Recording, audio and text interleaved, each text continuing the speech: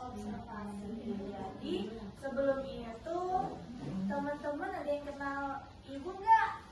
Nggak. Kenal Bu, kenal rumah. Oh gitu ya.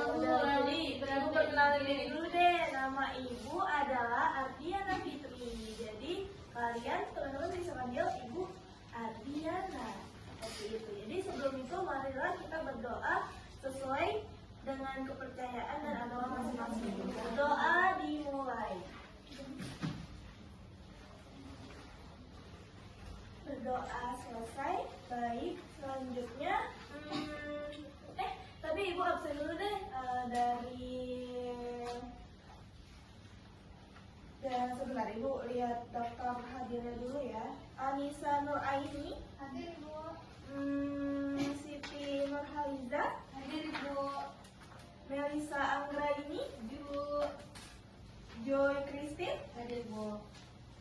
Nabila Nur Fitri hadir ibu. Yulianti hadir.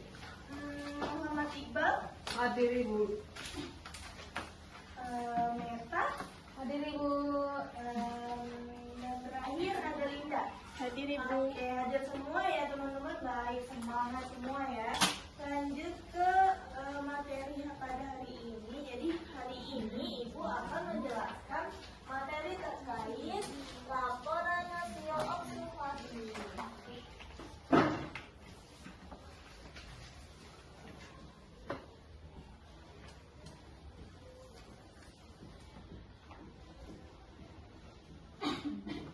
Teman-teman ada yang pernah dengar belum? Laporan hasil observasi itu apa? Belum ya? Astagfirullahaladzim. Baik teman-teman, jadi laporan hasil observasi itu adalah teks yang menyajikan informasi berdasarkan pengamatan secara langsung dan itu adalah informasi yang subjektif, objektif dan sistematis. Jadi di laporan hasil observasi itu ada beberapa ciri. Yang pertama ada faktual, yang kedua ada objektif, yang ketiga ada sistematis,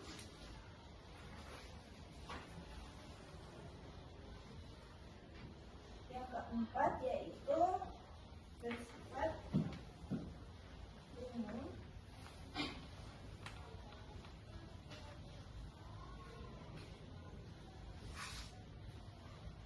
dan yang terakhir menggunakan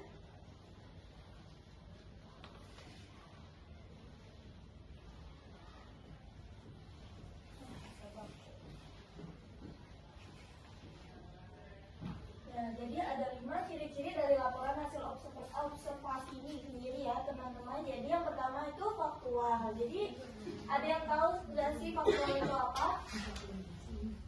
Oke, jadi faktual ini yang dimaksud adalah laporan yang kita observasi secara langsung dan benar-benar fakta ya teman-teman, bukan dari hoax ataupun dari berita-berita miring.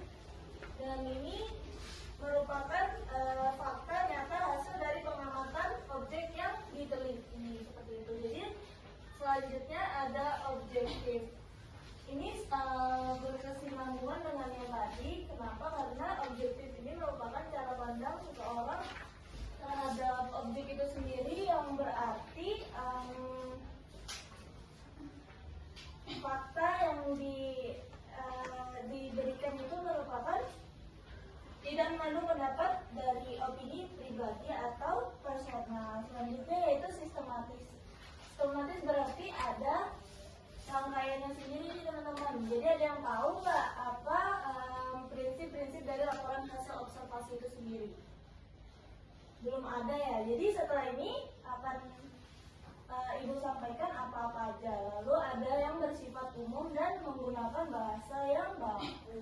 Tidak boleh bahasa sehari-hari ya teman-teman. Selanjutnya yaitu ke struktur. Yang pertama yaitu ada pernyataan umum.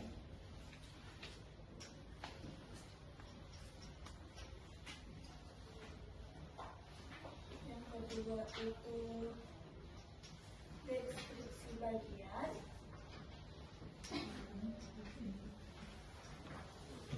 Yang terakhir adalah deskripsi manfaat.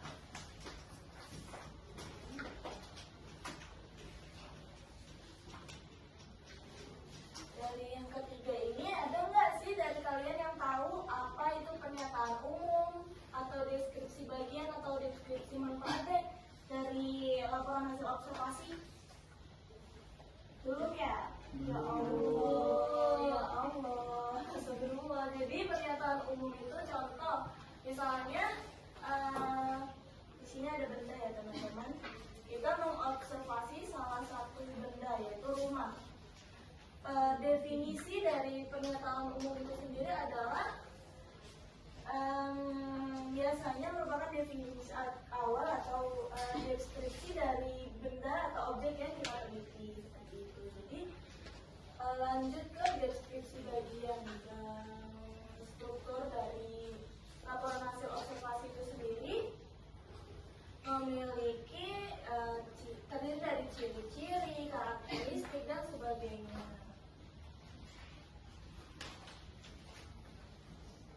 Selanjutnya yaitu deskripsi manfaat, yaitu manfaat-manfaat dari objek yang diteliti itu sendiri.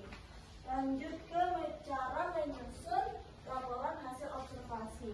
Menyusun teks laporan hasil observasi itu tidak boleh sembarangan ya teman-teman. Karena apa? Karena itu tadi kita kan harus menyusun laporan berdasarkan struktur-struktur yang ada seperti itu. Nah, cara melihat objeknya ada 4 teman-teman objek yang bisa kita teliti dari laporan hasil observasi itu sendiri. Yang pertama ada tumbuhan.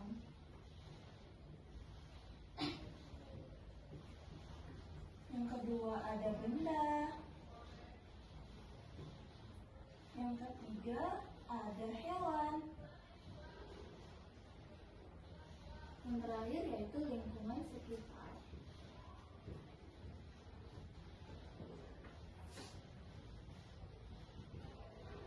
Nah, contoh-contoh dari objeknya apa aja teman-teman? Dari tumbuhan, siapa yang tahu? Bunga itu. Benar, Iqbal. 100 Iqbal. Ada bunga. Ada apa lagi? Pohon mangga, ada pohon cabai, pisang, banyak ya teman-teman ya. Lanjut ke benda. Benda-benda di sekitar kita ini ada apa aja? Benar, ada setuju, meja. Ada lagi? Meja. Benar. Jadi semakin nyata objek yang kita teliti, semakin mudah juga kita untuk meneliti dari hasil observasinya akan semakin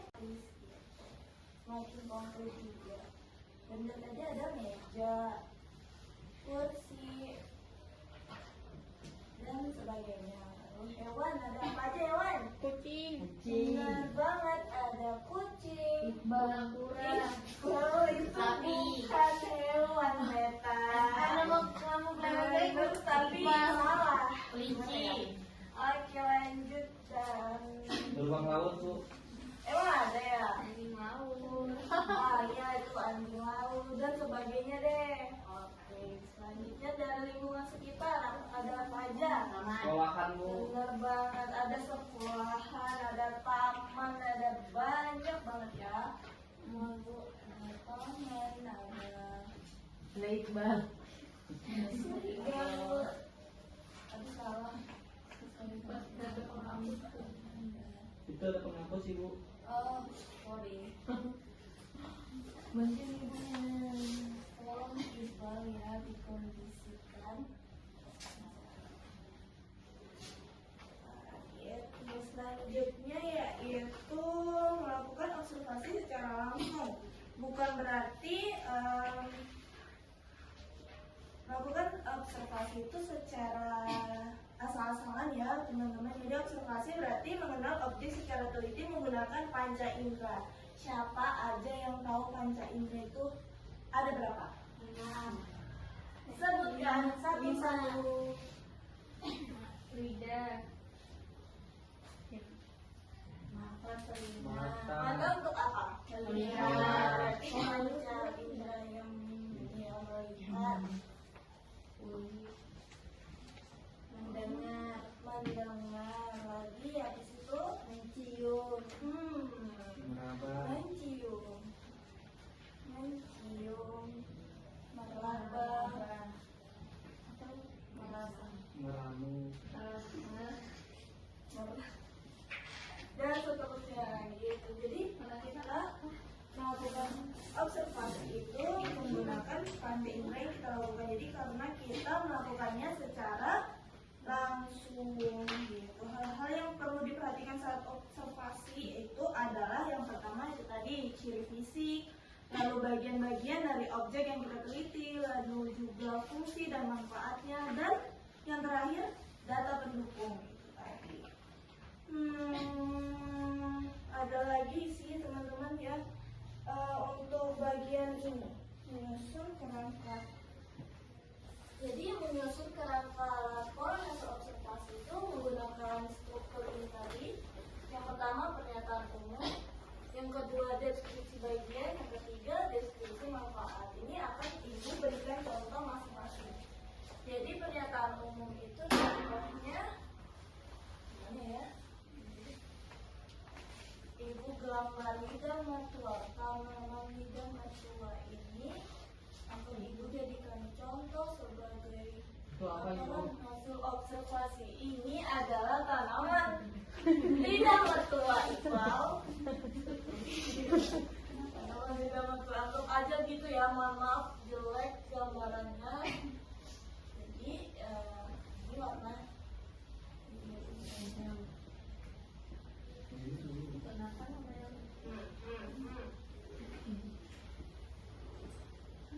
Oke, jadi pernyataan umum, contoh laporan hasil observasi bagian pernyataan umum itu yang pertama adalah lidah mertua merupakan Tajam. Tumbuhan. apa kira-kira teman-teman bisa dilihat dari sini? Tumbuhan. Benar banget ya, seperti itulah yang bisa kita lihat. Lidah mertua adalah tumbuhan. Lidah. Iya. Oke, ini merupakan contoh dari pernyataan umum. Lanjut ke deskripsi bagian. Ada yang tahu apa itu deskripsi bagian dari tanaman lidah mertua? Bercabang lidah. Bagian-bagian. Oke, jadi tanaman lidah mertua memiliki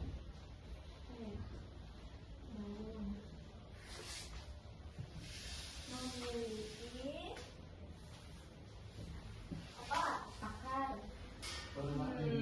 Daunnya Panjang. panjang, benar. Tidak memiliki batang. Sudah itu dulu. Lanjut ke bagian manfaat. Siapa yang tahu manfaat dari lidah mertua? Mempercantik. Benar banget. Manfaat dari tanaman lidah mertua itu adalah untuk mempercantik rumah, Bu. Benar sih, tapi ada lagi. Untuk Siapa menjadi tahu? hiasan, Bu. Menyehatkan badan. Oksigen, Bu. Kurang tepat ya, Lis. Jadi lanjut. Tanaman lidah mertua itu diperuntukkan untuk mengurangi polusi, benar banget. Jadi untuk mengurangi polusi populasi, polusi udara dan menghias pekarangan rumah. Nah, dengan adanya struktur ini, tiga ini tadi kita bisa langsung menyusun teks laporan hasil observasi. Gitu. Mungkin dari teman-teman ada yang ingin ditanyakan? Udah ya, itu aja. Mungkin cukup materi dari Ibu.